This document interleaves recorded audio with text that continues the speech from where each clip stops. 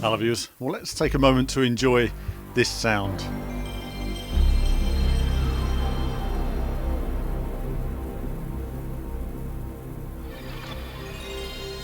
A sound of joy and wonderment, that bassy tone of goodness. That was a tone that meant good gaming was coming, that was going to blow your mind.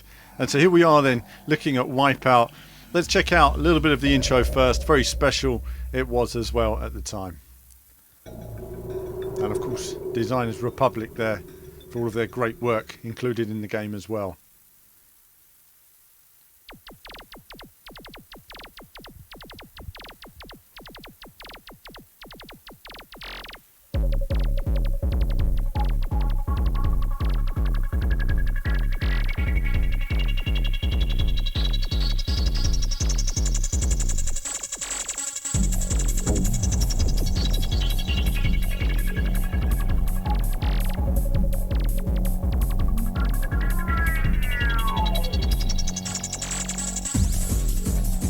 Excitement building.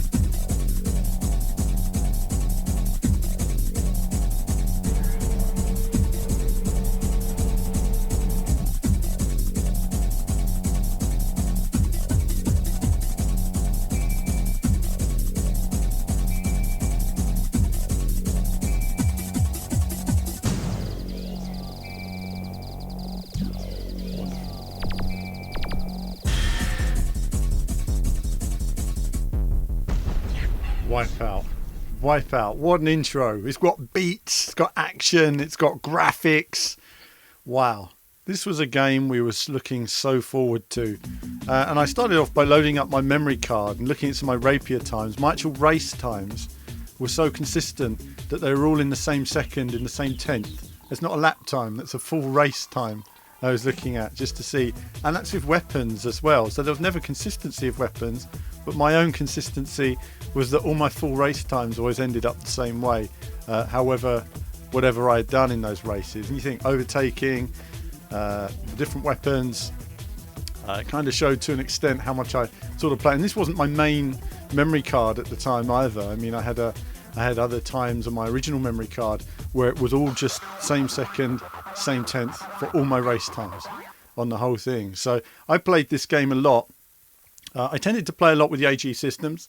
I found them to be the most enjoyable craft to play with. I just liked the style. I liked the way they angled and went for a corner. They didn't sweep out when they were steering. But starting off here, we see Venom, and this is the standard speed class you go into the game. Going back, playing this, wow. Seeing it alongside Destruction Derby at the ECTS show 1995, queuing up, I had two people in front of me. My God, it was excruciating. They were the two worst drivers you'd ever seen. I mean, there was one guy must have been doing 5-10 minute laps, banging on wall to wall. I remember standing there thinking, oh, is he going to go? Is he going to go? How can you be so rubbish? How can you get through a lap and still want to do another lap when you can't even drive in a straight line? It was so infuriating. But then I got my hands on and I found it was difficult, but I found it was intuitive. I found it was new. You know, I mean, when I hear people say, oh, it's like F-Zero, it's nothing like F-Zero. You might as well say pole position is the same as F1 2016. They both have Formula One cars in. There's no comparison between them in terms of the depth, the physics, the atmosphere, the gameplay, the input. I mean, here we see some of the track from Demo 1 actually, and in a moment we go back to the main game, so you can see how they changed the texture on the original demo. In the final game you can see it's much smoother, the textures, and of course they've changed all the textures in the tunnel here as well. You know, I discussed this with Nick Burkham, the designer. You know, it was a very tricky end to the lap, you know, possibly a bit too tricky for the first lap. They could have done with that tunnel being a little bit wider and a little bit wider on the exit as well. But either way, it was wonderfully designed in terms of the circuits, the flow, the feeling. And we can see here a continuation of the Venom race, working my way around as well. So it really was special, and getting that first hands on was just magic to me.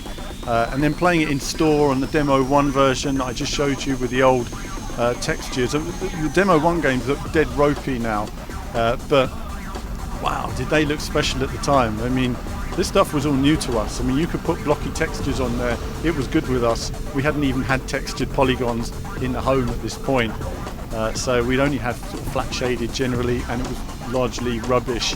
So see games running so smoothly, but this was too much for some people. You know, the fact that you were moving, you know, up and down as well as left and right. There was a lot of dynamics going on in the handling of these craft, and it wasn't for everyone. You know, a lot of people found it too difficult to play, and they just weren't ready for that level of 3Dism. I think also what you have to remember with all these launch titles is they did all this with digital controls. And yet there's a smoothness of movement. You know, we didn't have analog controls at the time. Really, it was the N64 that brought that in with Mario 64, you know, a year or so later. And then we, you know, got the new analog sticks on the PlayStation controller and everything else. But up until this point, this was all digital control. And it was so well implemented by the developers, not just on this, but a wealth of other titles as well. You know, there was a subtlety to it. Which there wasn't. When we look at Formula 1 at some point, you'll see the cars are very heavy to compensate for the digital control. But here they got it just right. The feeling of inertia when you hit the air brakes, a sweeping feeling of, and you can see the difference between the rapier mode here as well. Much faster, and I'll be cutting between the rapier mode and the standard mode occasionally. But you just see so much more speed when you go to the full rapier mode.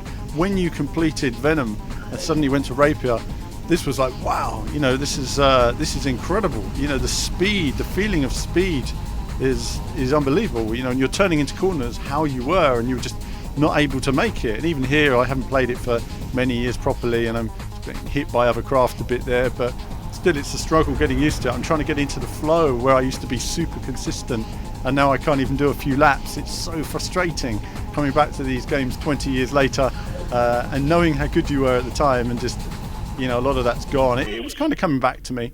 The third circuit here, you can see the signage on the sides.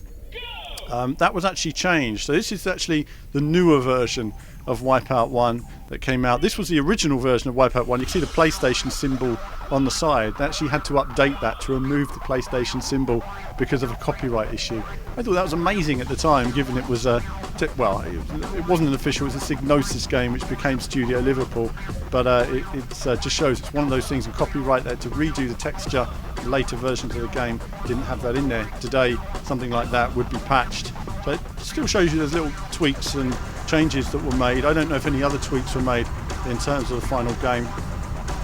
Tracks all took a lot of time to master in Venom mode, but they took a lot more time to master in the Rapier mode. But when you got it right, you really felt the speed, you really felt the flow, you really felt the consistency in the design of the courses. You know, at some points they're quite wide, and it's great because it supported the inertia of the craft, and you always had complete control over that inertia. Really good placement on the vast amount of the speed boosts as well. I can't remember all the circuit names. This one's the Russian circuit, probably my favourite circuit in the game. In fact, it is. It's my favourite circuit in the game. I used to do stacks and stacks of laps on this circuit because it featured so many of these types of corners where you'd go over a crest and the inertia would push you out. Big jumps, flowing high speed corners. Amazing. Amazing. I'm trying to close on that guy. Weapons were sometimes your friend. It's so frustrating when I'm hitting a wall like that now, and I think I would never hit that wall years ago. And I mean, I could sit here for a few days if I had the time, which I don't, to practice these things. I mean, I think that's one of the things, you know, being on YouTube, you've got to knock a video out every day. You sit down and you say, well, how much time do I have to practice? Ooh, you know, whatever the finite time is, then get editing and everything else. I'd love time to just sit with this sometimes and put hours into it again. And I, you know, if it was popular enough, I would. But yeah, I really enjoyed that, and the speed and just the flow of the circuit. It had a wonderful final corner, and when you were flat out going through that final corner sort of sideways with the speed boosts, some of these circuits are quite tricky. You've got this bumpy first section, keeping it straight, air braking your way through the tunnel. But there was a nice sweeping feeling of speed, but it was tricky, you know. Even when you got good at it, there was a still fine line of getting this first, you know, few corners just right if you wanted to qualify. You know, this was not an easy game to play. it demanded so much perfection, but in the end I actually managed to. The reason why you saw the lap times at the beginning were so similar was I used to complete the game without touching a single wall in every race in succession as well. So I literally managed to complete the whole game perfectly, and one of the reasons behind that was I mentioned in the last video I couldn't afford a memory card at the time, so I had to complete the whole game constantly without a memory card. So probably a lot of my best times were not even recorded. And of course using various different craft. I was a lot quicker with the other craft, but as I say, I just didn't enjoy playing with those as much. You know, it's like anything really. I mean, sometimes you like to use the fastest cars to get leaderboard times, but sometimes there's other cars you just simply enjoy driving. This is the this wintry, snowy circuit. It was very tricky. It was probably the hardest circuit in the game. In fact, I think it comfortably was. It was always very difficult. And even today, I was playing it and finding it very challenging to get used to and finding the speed.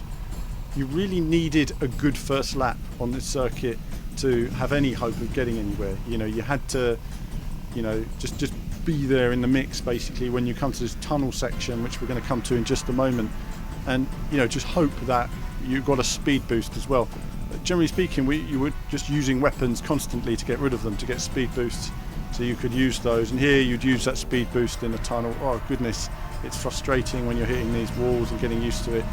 I will have an extended video actually of me going through the game. I completed the Venom mode in making this video, and just I'm going to run a video just of me learning some of the circuits again and talking about the different lines I was taking to try and improve my times throughout.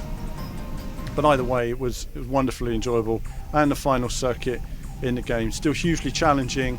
A lot of speed, long laps, learning your route through obviously there's split routes as you can see. Learning the appropriate one for your craft is key. I wouldn't say there's always a right way and a wrong way. There's just a way that flows better for you, and then you can find your consistency. But whatever way you go, it's very challenging. And look at the scale as well. I know we've got the pop-in, but the fact that the developers didn't restrict the development of the circuit by looking at the pop-in. They restricted it by their imagination and by what worked as a circuit. That's why this game was so great. It blew our minds in 1995. Obviously went on to have several sequels, but it still stands tall today as one of the finest futuristic racing games ever made. And for me, it's easily one of my top 10 racing games, and one of my PlayStation top 10 of course as well, of all time. A magnificent achievement from a great studio, and I'll be looking to catch up on some of the other Wipeout games as well. But that's it from me for now on this retro video, and there'll be more from me very soon.